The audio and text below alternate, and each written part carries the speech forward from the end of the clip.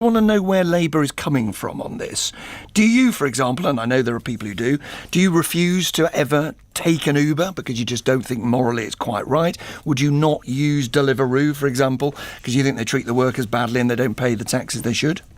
Well, I don't personally use Uber because I don't feel that it was morally acceptable. But that's not to say that they can't reform their practices.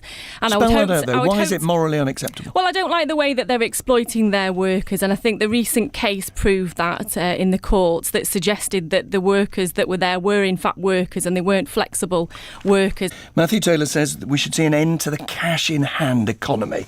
You know, if you employ someone to clean your windows or do a bit of gardening and so on, they should be paid by a credit card or an app, says Taylor, not in cash, and then the country would get the tax that it ought to from those workers. Again, would you refuse, personally, to give someone cash in hand? No, I mean, you think you need to have a look at the situation as it arises, really. So you would give cash in hand? Well, it would be quite different. Well, for example, if I take a taxi in Manchester... But that's different. That's not avoiding tax, is it? Well, no, but I mean, I would be paying the taxi driver cash in hand. I don't know whether the taxi driver is going to pay their tax or not. So what I would say is that it's certainly something that needs to be addressed.